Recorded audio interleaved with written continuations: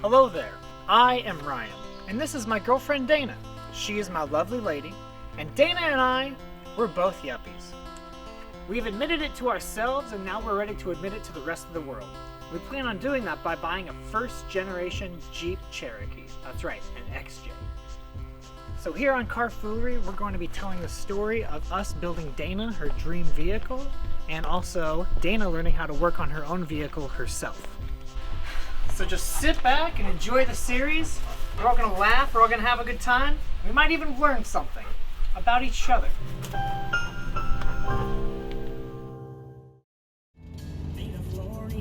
knew how fast I was going. It starts on March 9th when we drove over to Springfield when Dana got off work to go pick up this Jeep Cherokee Laredo. And here it is. So everybody welcome to the Carfoolery family, June the Jeep.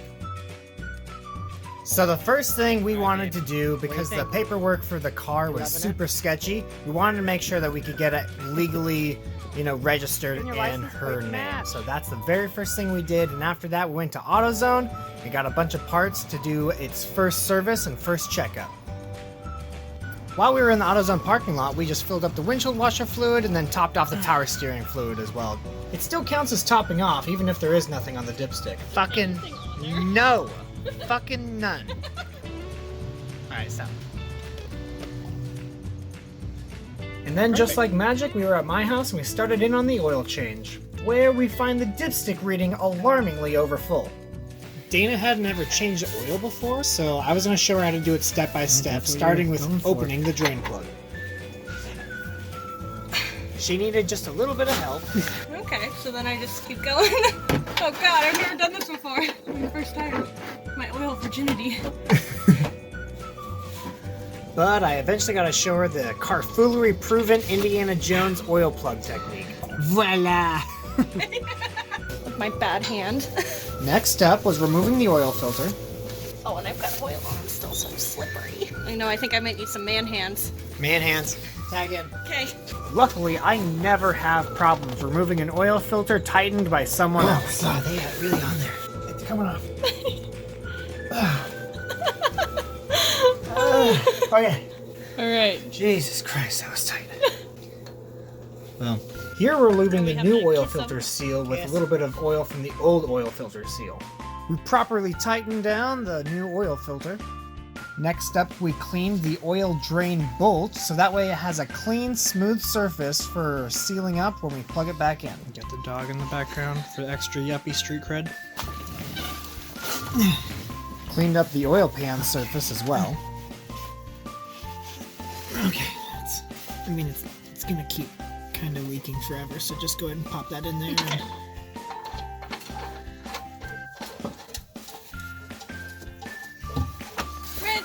We had no idea what the torque spec was supposed to be for this bolt, so we just tightened it until we got the sophisticated man's groan.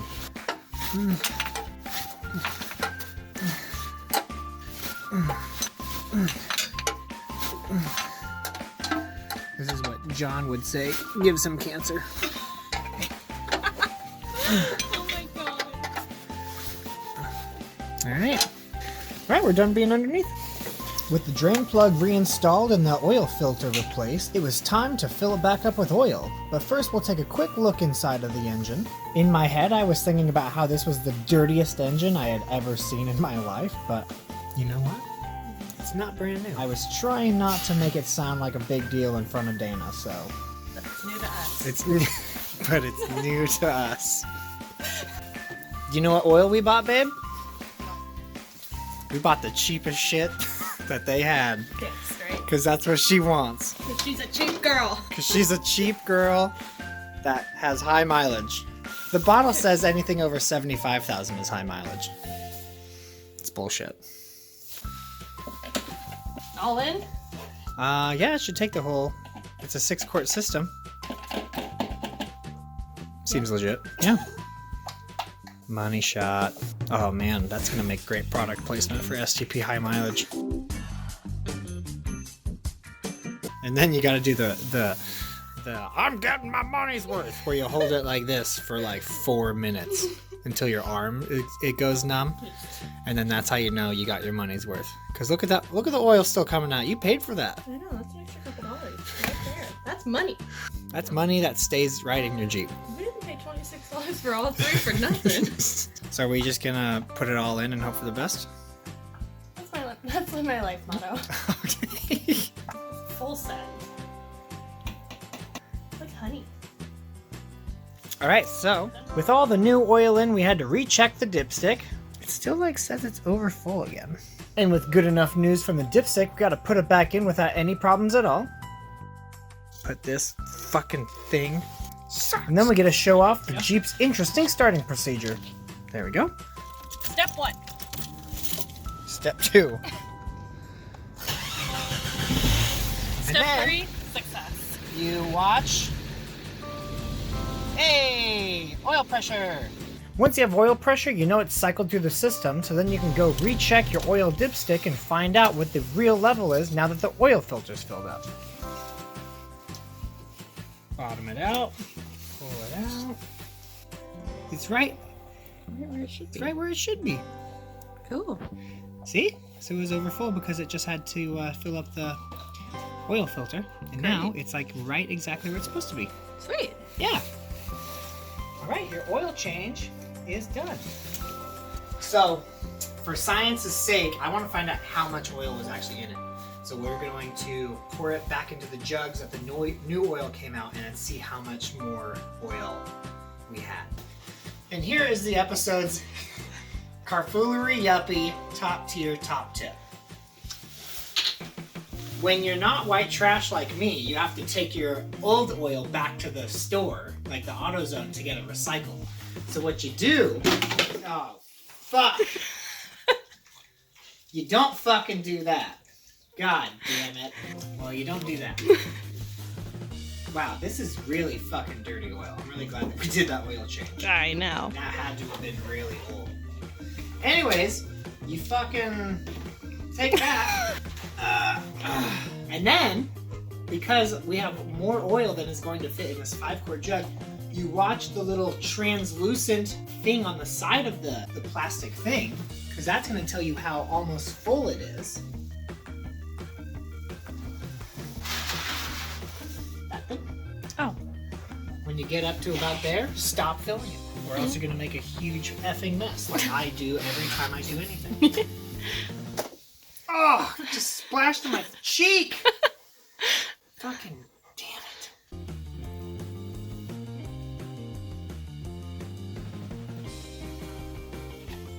You got a little something. Take the clean side of the rag. Do I look like a Jeep owner yet? Alright, say stop. And then we still have... This is still like 2 quarts. My guess is 2 quarts over full. I don't think I realized how dirty the oil was until I dropped the funnel in the oil and pulled it out, and it was just like instant, could not see the red pigment of the plastic. That's fucking super dirty oil. I'm sure Jeep people are gonna be like, I wait till my oil's that dirty before I change it. You yuppies, you don't know what being a Jeep person is really all about. And you know what I have to say to that? If it wasn't for yuppies, the Jeep brand would have died a long time ago. Amen. Because you know who bought the YJ? Who? That helped save the company? Yuppies. You know who bought the Cherokee the entire time the Cherokee was for sale? Yuppies. People like me that have dogs like that were buying these yuppie mobiles. And we saved your brand, so you can go fuck yourself. 1 quart, 2 quart, almost 3 quarts over what it's supposed to have in it. Wow. That is not good. But hopefully, there was no damage done. It seems to be fine, but don't fucking do that. Put the right amount of oil in it. God, you smell like skunk. Oh. And don't forget to take the oil back to AutoZone so that you can recycle it. Thank you, AutoZone.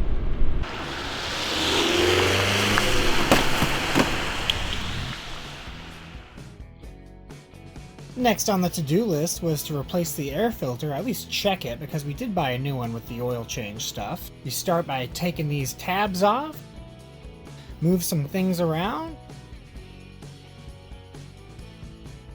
open it up. And then you look at your filter, And I hate to say it, babe, this looks brand new. Oh man. So we'll hold on to your new air filter for a year or two from now, because this looks pretty much brand new. There's nothing in these. Yeah. Seeing as how that turned out, we're just going to reinstall the old to us air filter, element side down with the metal grill facing up, and then the air box will just go back together the opposite way that you took it apart.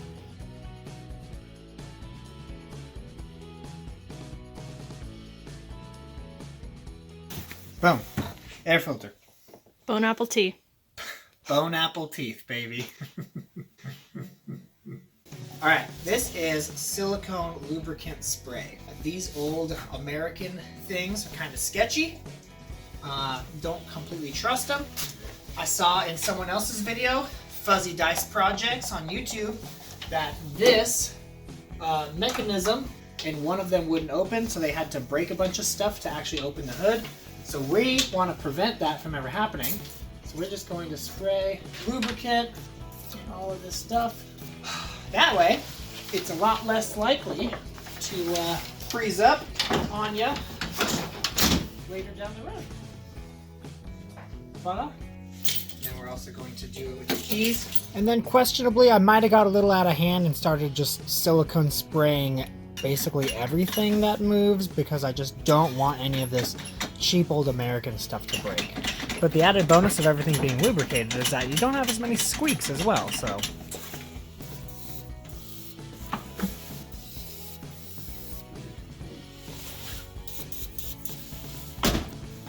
That's so cool. You don't even have to slam it. You can just push it closed. That is nice. That's luxury right there. Oh, that yeah. is a well-made American French vehicle right there. Check this out. It's just a spring. What's the point of that? So that way when you're driving through the parking garage and you hit the pillar.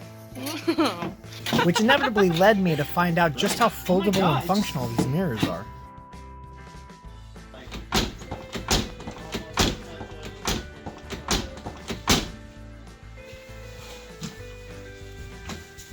Well, we'll fix that later. At the beginning of the video, we filled up the windshield washer fluid, but we did never test to see that if it actually sprayed anywhere. Oh, yeah. I mean, it's shooting more of it off of the car than on the car, but with that proven to work, it was time to replace the Liftgate Strut with the help of the magic curtain rod. Included with purchase. Alright, so I say Liftgate Strut because we were hoping that we could get away with only replacing one and the hatch staying open instead of replacing both and spending more money, so. Dana, go ahead and show us how it comes. so there's a little tab that you pop off eventually. It's kind of broken. Is that one kind of broken? Yeah, that one doesn't really want to come off, but the bottom one looks pretty fine. So you just gotta kind of, maybe you just kind of, you pop it off somehow. It eventually comes off. These ones are in really bad placement. How about I? My turn. Okay. There we go. That worked out pretty well. Let's see if that trick works twice. Oh. I always get all the sides that are hard. Oh, fuck. Oh, well, yeah, that. Alright, so the new part is made by Mighty Lift, and we just checked the little pins don't seem to work with these. And it didn't come with little safety pins that prevent it from snapping out. So I think they just snap into place, and then I think we just trust that they never come undone. And before we reinstalled them, we made sure to grease where they attach onto. Pop it in. Pop that bitch in. You don't want to. Oh, okay. Was there a secret, or is it just fake it till you make it? Force trauma. Blunt force trauma, okay. Hey, and looks like we still need to get a second one. But it's dropping slower. And then a few days later in the AutoZone parking lot again. All right, we just did the other strut in the parking lot. Here, close it all the way. All the way.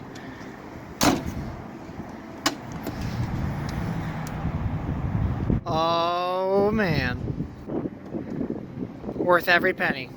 And then we were down to our last goal of the night, replacing the camo spare tire cover with the leather one that it came from the factory with.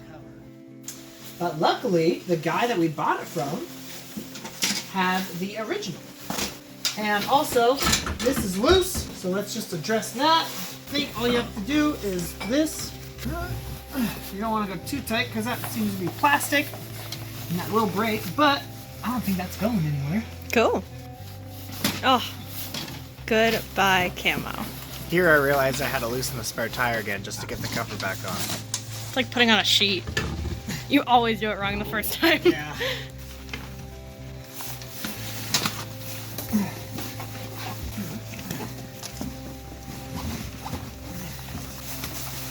And then you can... Boom! New Jeep. Well, I hope you enjoyed the first of many videos that you're gonna see of how to make the ultimate yuppie mobile. Next time we'll do some more stuff. I guess you'll have to see on the next video. Oh, God, I hated saying that. Until... no, I don't want to say that either. See you next time. Until then, go fuck yourself. How's that? Is that okay? Is that what the kids want to hear? That's what the yuppies want to hear? That's what the yuppies want to hear. You're the age demographic we're aiming for here. I know.